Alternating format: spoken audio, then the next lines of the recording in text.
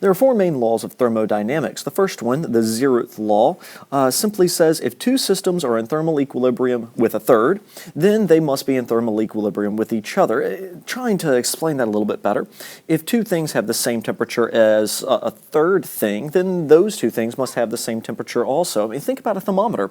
If object here has the same temperature as the thermometer, which obviously that's what a thermometer is supposed to do, it shows you the temperature of the thing, and this object has the same temperature as the thermometer, then these two must be the same as well. The first law of thermodynamics says the change in internal energy of a system is going to be equal to the heat added to the system minus the work done by the system. Be careful with that's work done by a gas. In other words, energy is conserved. If you add heat, or if you do work on something, it will gain energy. Likewise, if you take away heat or it does work, then it's going to lose energy. So the equation we use to describe this is delta U, meaning the internal energy of the substance, aka how much energy does it have, or how much energy does it have stored inside and ready to give off. A good measurement of that is the temperature. Remember, temperature is the average kinetic energy of a group of particles, and so there's energy stored there, all the particles moving quickly.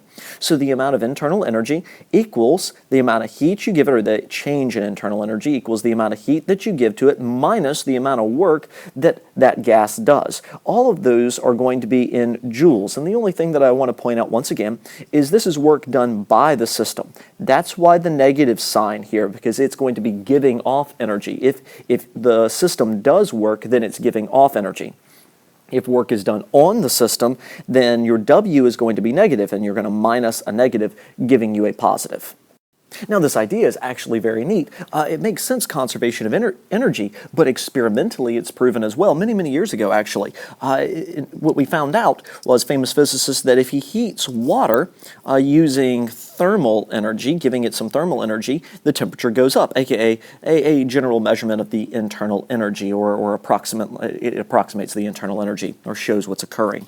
But if he puts a paddle in the water and spins it, thus he's doing work on the water, there is a force being applied over a displacement to the water molecules, the temperature went up as well, just as if he turned on a Bunsen burner or any other type of heat source. So whether you do work on a system, remember this is work done by a system, so negative here, whether you do work on a system or you give the system thermal energy, you will increase the internal energy. In our first example problem, we are going to give some gas, maybe it's in a piston like this to try to harness the energy, 150 joules of thermal energy. So we pump some thermal energy into it, and it causes an increase of the internal energy, delta U, of only 50 joules. How much work does it do? In other words, there's a force applied to the piston moves up some displacement, right? So how much work is done? All I have to do is simply substitute into the equation and then solve. And 50 minus 150 gives me negative 100, but that's not the actual answer here. Notice it's negative W here, so whenever I have a negative on both sides, I can just simply add the opposite to both of them there. Multiply both sides by negative 1 would be the technical answer. And the amount of work that this system is going to do is going to be 100 joules, which should make logical sense to you here. Because if we give it 150 joules of thermal energy, and only 50 joules is retained by the gas, kept by the gas, that must mean it gives off 100 joules, 150 minus 50, in some way, and that way would be the work. In my next example problem, we're going to reverse the process. We're going to do 200 joules of work to the gas. So here I'm going to choose this one as my initial and that is my final. So I'm going to apply a force times the displacement. So I'm going to apply that down on the gas doing 200 joules of work.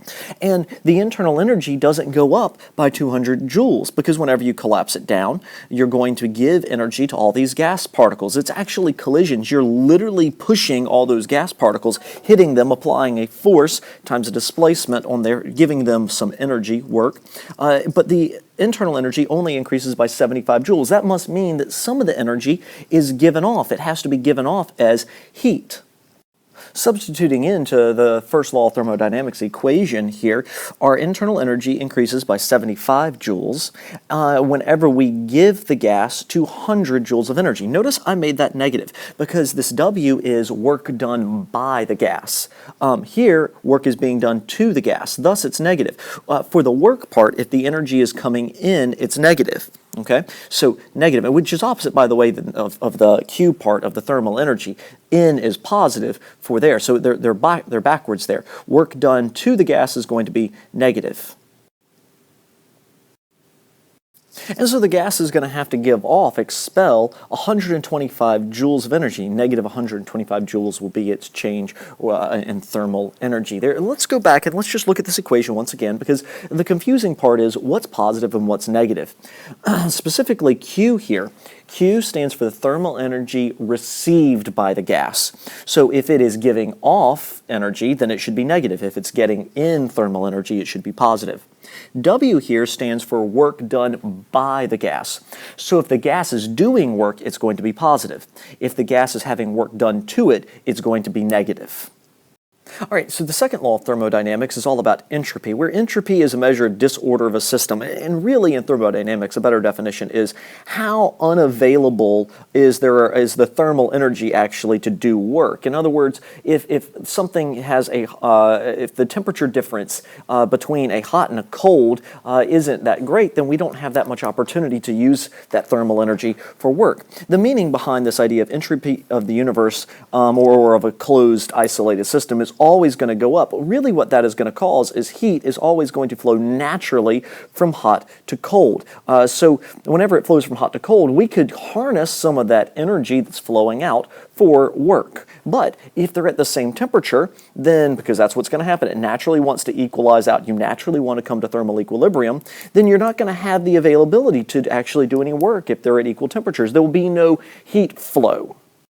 Now this has huge implications. Specifically, heat only goes from hot to cold. And so if you have a hot reservoir, or you have something that is quite hot, and then you're pumping it out into something that is cooler, let's say it's a car's engine here, you combust gasoline, and so the temperature increases greatly there, and we harness all of that thermal energy inside of a piston, and we expel that energy, we're expelling it out into the environment, right? And the environment is much, much cooler. That's going to be our cold reservoir. We're able to use some of that energy as work. Now, because of this law, all of the energy can't go into work. Some of it has to go out into the environment. This is not possible here.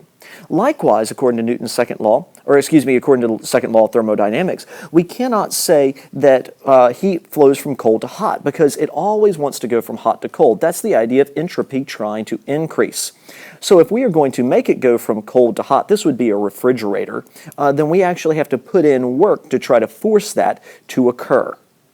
So if you're going to actually try to take some of the thermal energy out of something that is relatively cold compared to the other things, so you're actually trying to take thermal energy out and pump it outside into some place that's hotter, you got to put in work. And that's the idea. You have to plug in your refrigerator right into the wall and use electrical power to actually have it work. It's not going to naturally get colder. On the other hand, if you unplug it, it will naturally get warmer. It will the thermal energy from the outside will naturally come in. Now, the third law of thermodynamics isn't one that we're going to use that much. It just simply says the entropy of a system approaches zero as its temperature approaches absolute zero.